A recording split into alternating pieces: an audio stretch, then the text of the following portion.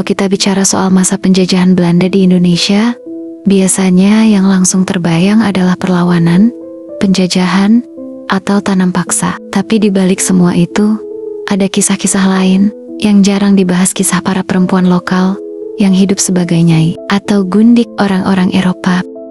Nyai bukan istri sah, tapi juga bukan pembantu. Mereka tinggal serumah dengan orang Belanda, melayani, mengurus rumah tangga, bahkan punya anak. Tapi karena tidak menikah secara resmi, mereka tidak punya perlindungan hukum, dan hidup mereka sering berakhir tragis atau dilupakan. Beberapa nyai sempat hidup mewah dan dihormati, tapi banyak juga yang berakhir ditinggalkan, miskin, bahkan dibunuh. Kali ini, kita akan membahas 5 kisah nyata nyai dari masa penjajahan Belanda. Siapa mereka? Bagaimana mereka hidup? Dan bagaimana sejarah perlahan-lahan melupakan mereka? Kisah pertama adalah Nyai Ontosoroh. Meskipun orang banyak mengenalnya lewat novel Bumi Manusia, karya Pramudia Anantatur, tak banyak yang tahu bahwa Nyai Ontosoroh terinspirasi dari sosok nyata bernama Nyi Sutijah, seorang perempuan Jawa yang dijadikan gundik oleh seorang Belanda kaya bernama Herman Melema.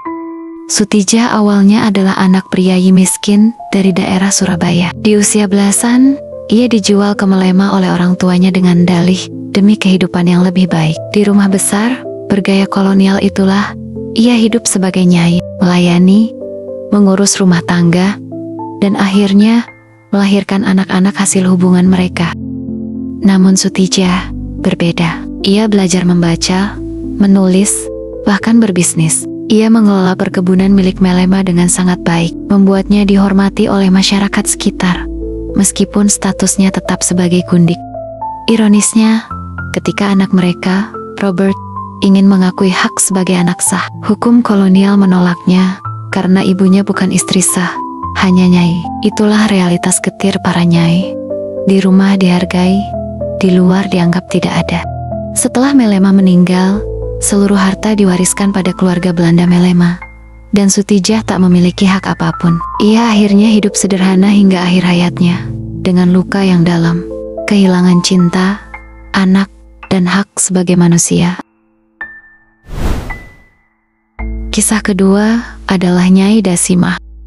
Nama Nyai Dasima sudah menjadi legenda urban sejak abad ke-19.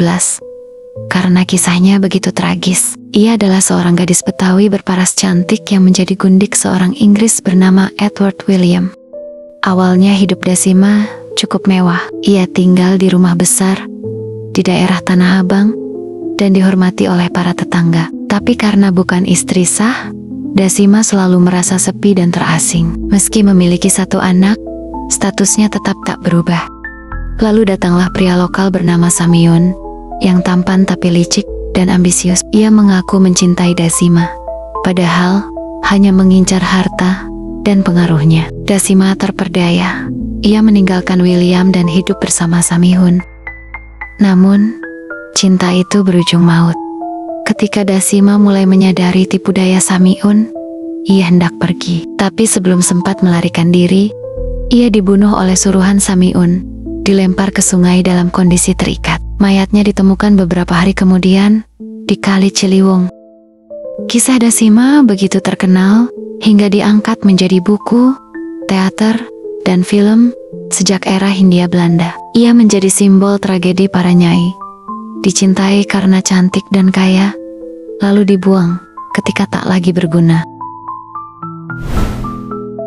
Kisah ketiga adalah Nyai Raden Kartina. Berbeda dengan kebanyakan nyai yang berasal dari kalangan bawah, Kartina adalah anak bangsawan dari Jawa Tengah. Ia merupakan putri dari seorang bupati. Namun karena tekanan ekonomi dan politik, ia dinikahkan dengan seorang pejabat Belanda bernama Cornelis van Dyck sebagai gundik. Kartina dikenal cerdas, anggun, dan memiliki daya tarik yang kuat. Ia cepat belajar bahasa Belanda dan gaya hidup Eropa, bahkan sering ikut dalam acara formal bersama Van Dyck. Tapi, karena tidak dinikahi secara sah, ia tetap dianggap bayangan oleh komunitas Belanda. Kartina kemudian melahirkan 2 anak, namun keduanya dikirim ke Belanda untuk dididik. ia dilarang ikut serta. Van Dijk akhirnya menikahi perempuan Belanda lain, dan Kartina dipulangkan ke rumah ayahnya. Namun, alih-alih terpuruk, Kartina menyalurkan kemampuannya untuk mengajar anak-anak perempuan di kampungnya. Ia membuka semacam sekolah informal, mengajarkan bahasa, sopan santun, dan pengetahuan dasar. Ia menjadi cikal bakal guru perempuan di desanya, sosok yang terhormat meski punya masa lalu sebagai nyai. Kisah keempat adalah Nyai Cicih. Nyai Cicih adalah nama besar dalam dunia seni pertunjukan Betawi di awal abad ke-20. Ia adalah seorang penari dan penyanyi lenong terkenal yang kemudian menjadi gundik seorang tentara Belanda berpangkat tinggi bernama Kapten Muller. Cicih awalnya memang tidak tertarik menjadi nyai. Ia mencintai panggung dan kehidupan bebas, tapi Muller yang jatuh cinta padanya terus membujuk dengan hadiah, rumah, dan janji akan membiayai grup lenongnya. Cicih akhirnya luluh. Namun, kehidupan sebagai nyai membuatnya kehilangan jati diri seniman. Ia dilarang tampil karena dianggap tidak pantas oleh lingkungan Belanda. Grup lenongnya dibubarkan, dan ia menjadi perhiasan semata di rumah mewah Muller. Saat Muller dipindahkan keluar Jawa, Cicih ditinggal begitu saja. Tidak ada surat, tidak ada kabar, bahkan tidak ada uang pensiun. Ia kembali ke panggung dengan susah payah. Tapi dunia sudah berubah, namanya mulai dilupakan, dan ia meninggal dalam kesunyian.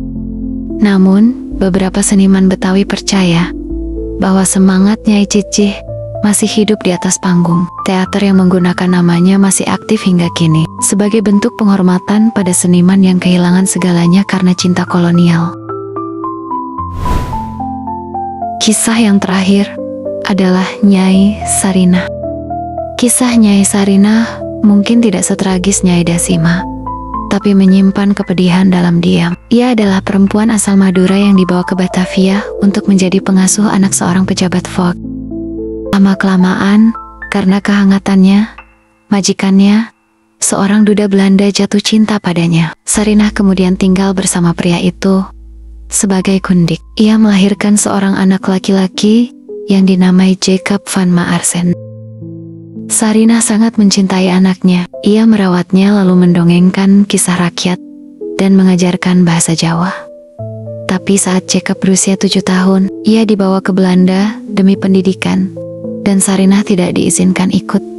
Perpisahan itu menghancurkan hatinya. Ia tidak pernah bertemu Jacob lagi.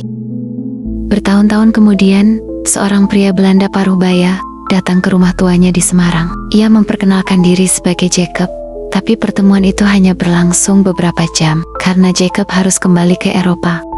Sarinah meninggal seminggu kemudian, dengan hanya satu foto kecil Jacob yang ia peluk erat. Kisahnya tidak dikenal luas, tapi Jacob kelak menjadi penulis dan menyebutkan ibunya dalam salah satu memoarnya tanpa nama. Hanya disebut, perempuan Jawa dengan mata paling sedih yang pernah aku lihat.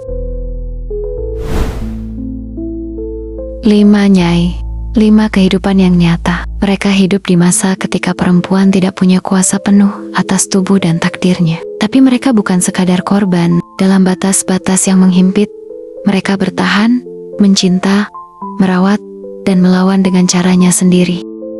Sejarah mungkin tidak mencatat mereka dalam buku pelajaran, tapi lewat kisah-kisah seperti ini, kita belajar satu hal, bahwa di balik kolonialisme ada luka-luka pribadi yang begitu dalam, dan para nyai adalah saksi sunyi dari cinta, pengkhianatan, dan perjuangan yang tidak pernah diakui. Sampai jumpa lagi di kisah selanjutnya.